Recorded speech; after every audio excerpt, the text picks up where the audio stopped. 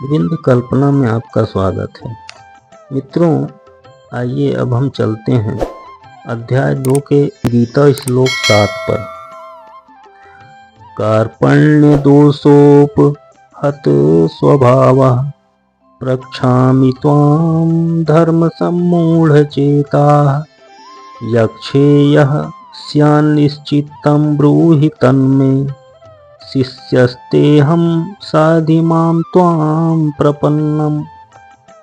कुछ संस्कृत शब्दों के अर्थ: कार्पण्य यानी कृपणता, उपहत यानी ग्रस्त, प्रक्षाम यानी पूछ रहा हूँ, सम्मूढ़ यानी मोहग्रस्त, निश्चितम यानी विश्वास पूर्वक, ब्रूह यानी कहो, साध यानी उपदेश कीजिए, त्वाम यानी तुम्हारा, प्रपन्नम यानी शरणागत।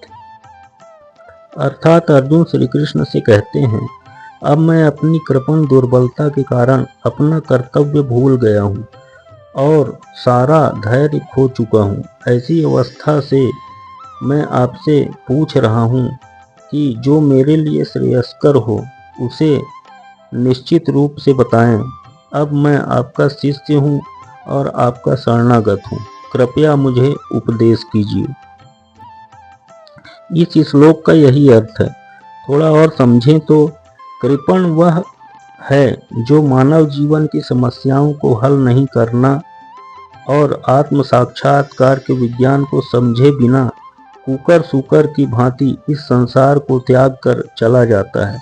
जीव के लिए यह मनुष्य जीवन अत्यंत मूल्यवान निधि है, जिसका उपयोग वह अपने जीवन की समस्याओं को हल करने में कर सकता है। अतः जो इस अवसर का लाभ नहीं उठाता वह कृपण है। ब्राह्मण इसके विपरीत होता है, जो इस शरीर का उपयोग जीवन की समस्त समस्याओं को हल करने में करता है।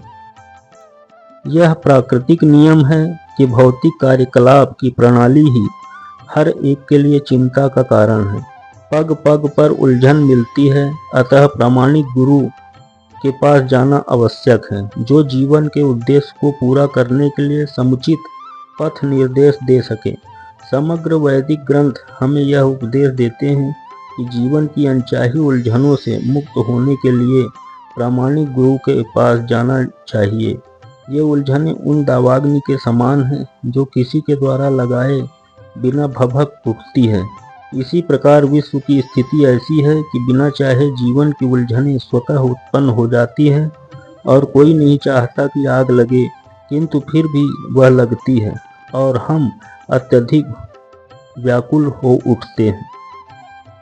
बुद्धिमान होने के कारण अर्जुन समझ गए थे कि पारिवारिक सदस्यों के प्रति उनका अनुराग तथा मृत्यु से उनकी रक्षा करने की उनकी इच्छा ही उसकी उलझनों का कारण है। यद्यपि वह समझ रहे थे कि युद्ध करने का कर्तव्य उनकी प्रतीक्षा कर रहा था, किंतु कृपण दुर्बलता के कारण वह अपना कर्तव्य नहीं निभा रहे थे। वह परम गुरु भगवान श्री कृष्ण को निश्चित हल निकालने का अनुरोध कर रहे थे। यह कृष्ण का शिष्यत्व ग्रहण करते हैं। वह मित्रता पूर्ण बातें बंद करना चाहते हैं। गुरु तथा शिष्य की बातें गंभीर होती है और अब अर्जुन अपने मान्य गुरु के समक्ष गंभीरता पूर्वक बातें करना चाहते हैं। इसलिए श्री कृष्ण गीता ज्ञान के आदि गुरु हैं और अर्जुन गीता समझने वाला प्रथम शिष्य है। अर्जुन भगवत गीता को किस तरह समझते हैं यह गीता में वर्णित है। तो भी मूर्ख संसारी विद्वान बताते हैं कि किसी को मनुष्य रूप कृष्ण की नहीं बल्कि अजन्मा कृष्ण की शरण ग्रहण करनी चाहिए। कृष्ण के अंतः तथा बाह्य में कोई अंतर नहीं। इस ज्ञान के बिना जो भगवत गीता को समझने का प्रयास करता है वह सबसे बड़ा मूर्ख है।